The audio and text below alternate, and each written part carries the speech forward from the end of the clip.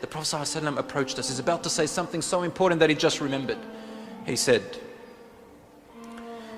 Ya ma'ashar al-muhajirin, O noble muhajirun, O migrants. He's talking to Abu Bakr, Umar, Uthman, Ali. These were the ones who migrated from Mecca to Medina. Because this was at the masjid of Rasulullah ﷺ. He said, O noble men of muhajirin, there are 5 bad things that are going to happen.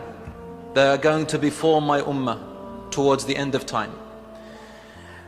وَأَعُوذُ بِاللَّهِ, I seek refuge in Allah that it does not happen in your time.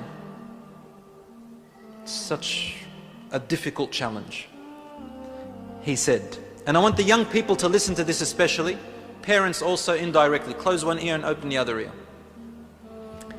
He said, number 1, when sexual obscenity becomes a widespread norm in my ummah, and it will never happen except if they start committing it publicly and publicizing it openly, meaning they feel proud about talking about it. They feel good talking about it. They don't have to do it, but they talk about it, they publicize it. Rasulullah ﷺ said, they make i'lan for it, they make an advertising for it. Do you know what that means? It means that when you're at school, for example at high school, and you hear your friend talking about going out with a boyfriend, or a boy saying, I've been out with this many girls, they're actually lying to you. It's not true. And then you go and do it because you think everybody else is doing it. Immense studies have come up today telling us, research about high school students, young people, why do they commit zina? They say because they think everyone else does but they don't, and everybody loves to publicize themselves that way. And zina is not publicized just by merely saying, I go out with this person or that person. Today on social media it's publicized in an indirect way. How? The way girls and boys pose on the internet to other people. That type of posing is a sexual posing, my brothers and sisters in Islam. The way they do it with their mouth and with their eyes and with their faces. Rasulullah ﷺ told us, they publicize zina. Anyway, it's got some kind of name. This thing was taken from the baboon kingdom. Did you know that? You study zoology, I'll tell you, it took from the baboon kingdom. Because the baboon have a big red side. And I'm not saying that, it's lipstick or degrading anybody. No. I'm saying they display it in order to call the mate. Now we're displaying it, boys and girls. I'm not talking about females only, I'm talking about men as well. I'm not being sexist here. I'm saying the publicizing of sexual material and sexual images. Sorry if I said that word too many times. Because we live, and I'm going to say it one more time, in a hypersexualized society. Rasulullah ﷺ told us this is what's going to happen, and this is the most widespread thing right now. Most widespread thing right now. People are going to die with this. It is an absolute epidemic that Rasulullah ﷺ told us, وَفَشَ الزِّنَا. Zina is widespread throughout. He's not talking about the non-Muslims. He is telling the ummah, he's saying, my ummah, they will be in that. And then sallallahu alayhi wasallam, he said, then mark my words, he said, then mark my words, terminal illnesses, diseases and pain that had never existed in their ancestors before them will become widespread among them. And this is the types of disease called ta'un. Ta'un in those days was any unknown sickness that brought death to a person. There was no cure to it.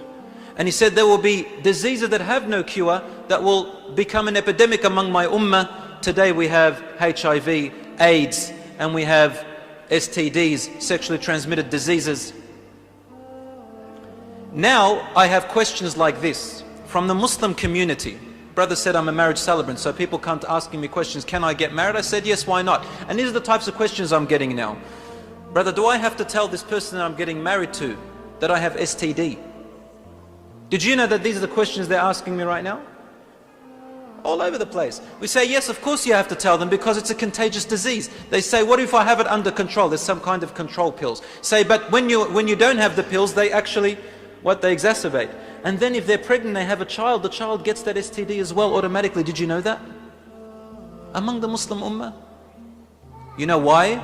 Because people, what they say is, that Muslims, they say, I'm not committing zina, but they do everything else. And look what happens, as Rasulullah ﷺ told us. You know why I opened up with this? You're probably thinking, why have I opened it up with this? We're talking about the last day. This is the last day. The last 1,000 years of this world, right towards the end, this is what has happened to us.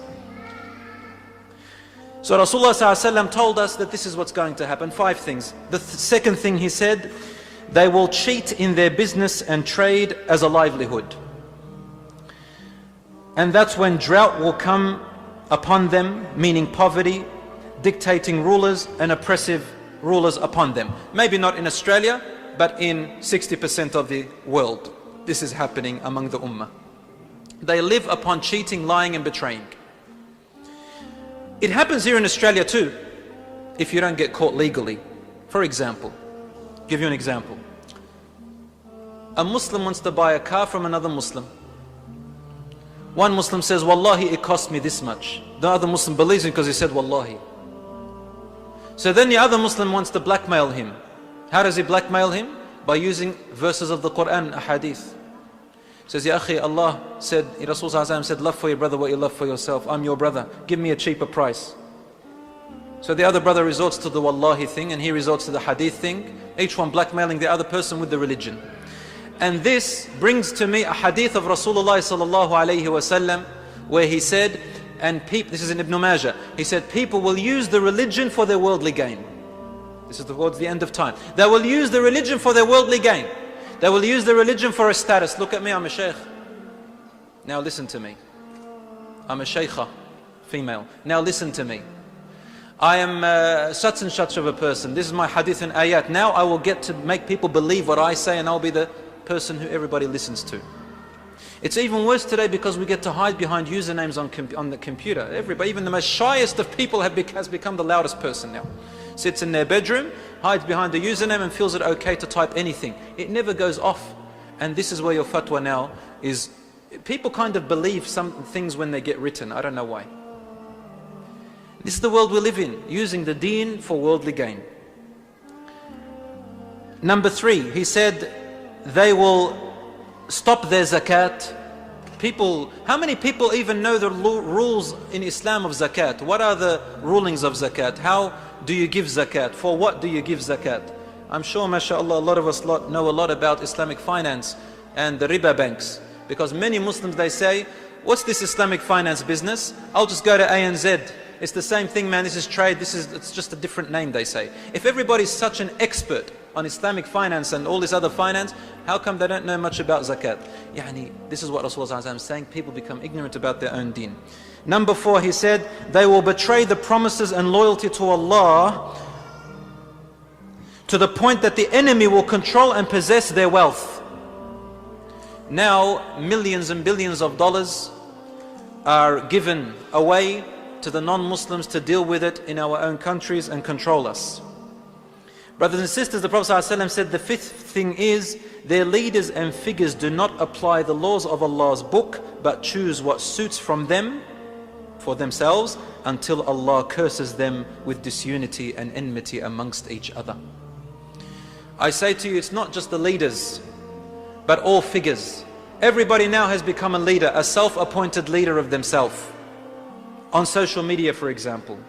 And what it has caused is disunity and defragmentation of our ummah.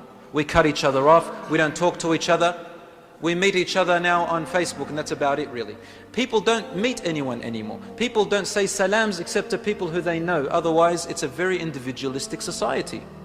We live in a society where it's about you and only you, myself and me. Rasulullah ﷺ told us the last day will be about that. About me and myself, or I. 3 most common words used now. Brothers and sisters in Islam, Rasulullah sallallahu alayhi wasallam told us towards the last hour, there will be extreme display. تُعْرَضُ الْفِتَنُ, the fitan, the trials and tribulations will be displayed before you. There's a very intricate word he is using here.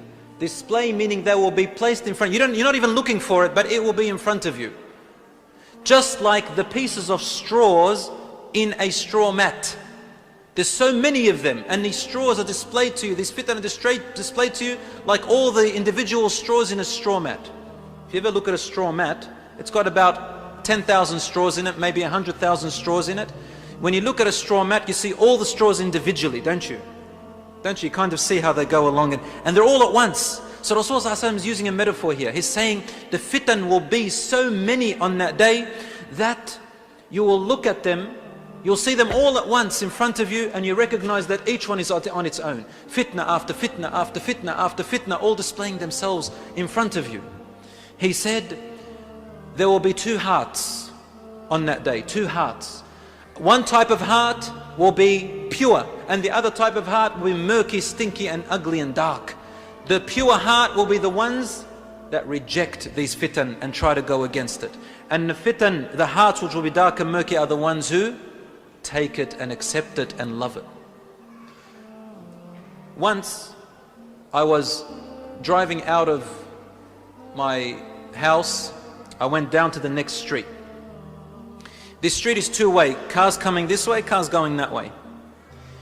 So if you go down in one direction, it's very hard to overtake another vehicle. As I was reaching the roundabout, there was a bus stop.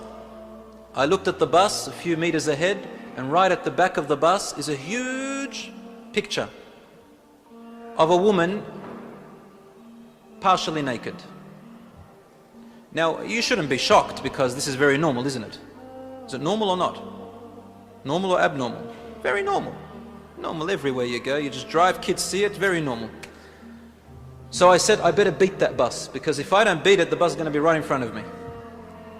And I can't overtake because there'll be cars coming this way, and I have to look at the bus because otherwise I'll have an accident. What am I looking at? The picture. So then the bus went in front of me. How strong is the shaitan? So the bus went in front of me. Driving behind this bus, where do I have to look? Trying to look away, I'm going to have an accident. Until the bus, alhamdulillah, went away. Astaghfirullah al-azim. I said, Sadaqa Rasulullah sallallahu alayhi wa sallam.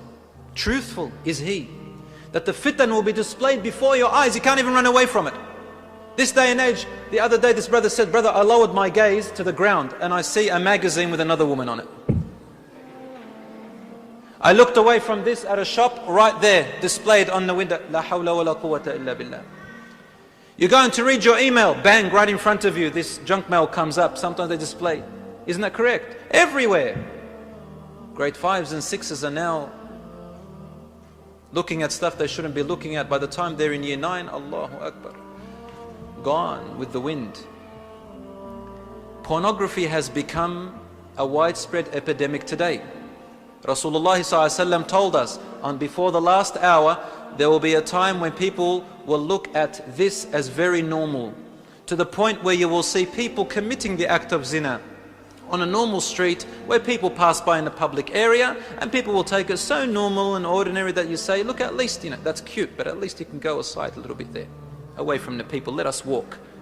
People see it very normal. Now we've gone even more than that. That was probably a few decades ago. Now it's even worse. People are not out in the street anymore, they're inside their homes. In the other day, in my day, my parents, if they sent me to the room, it was a prison for me. Today you send the child to the bedroom, it's paradise. Give them an iPad, their phone, or a computer. They don't want computers anymore. And the whole world is at their feet. They don't need to go out anymore. Brothers and sisters in Islam, wallahi, it's an epidemic.